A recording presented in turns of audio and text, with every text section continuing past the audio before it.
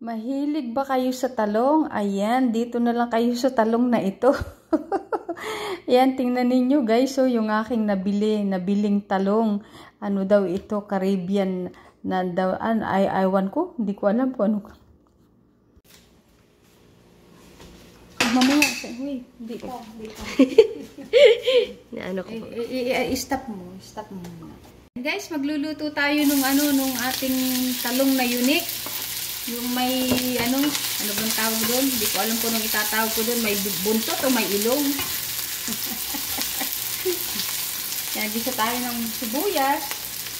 Lagyan natin ng bawang. Yung sibuyas yung inuuna ko kasi para madali masunog yung bawang eh. Gisa tayo.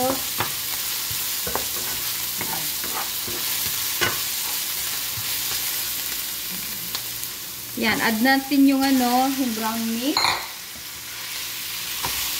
Ano lang to, patsambang luto lang natin. Tingnan natin kung masarap ang magiging resulta. Ayan guys, so malapit nang maluto yung ating ginigisang karne. Madami yata yung karne ko eh. Okay, madami din naman yung talong. Kasi pinagluluto ko kami, 13 kami dito. Bawasan ng 10, 3. Pero madami kong magluto.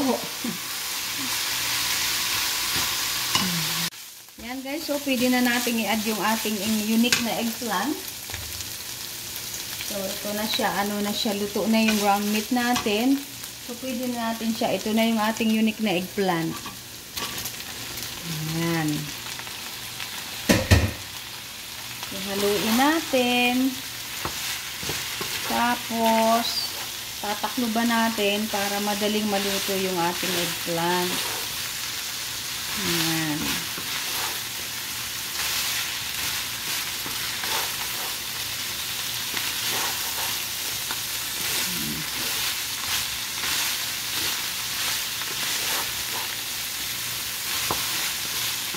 So, sana masarap ang maging resulta ng ating pagluluto nitong eggplant na ito.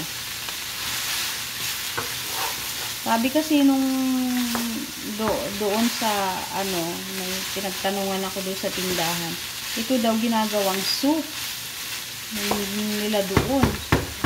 Ewan ko kung paano nila ginagawang soup. Yan, ito na guys yung ating talong na kinaber ko muna. So, ayan, pwede na nating lagyan siya ng seasoning. Sandali lang, ha?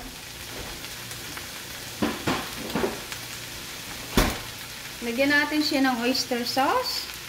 Ayan.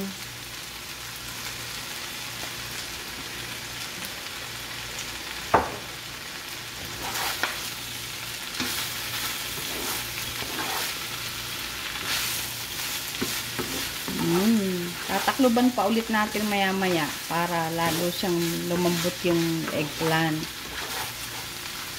So, hopefully, masarap ito guys. Mukha namang okay. Yung ating patsamba na pagluluto. Tapos, ito mamaya ilalagay natin ito. Ito basil ito. Yan, i-cover muna natin ha. Guys, i-cover muna natin kasi yung iba hindi pa luto. Okay po tita, go. Lagyan natin kaunting ng salt. Tapos pepper. Yan. Tapos ito ilalagay natin to guys, yung basil. Yan. I-try nyo magluto ng eggplant, any eggplant na may basil.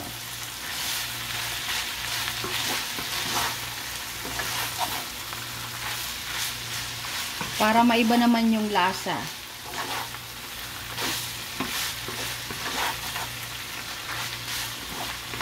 Yan, luto na. Oh, malapit na maluto guys. So, yan, may dinner na tayo.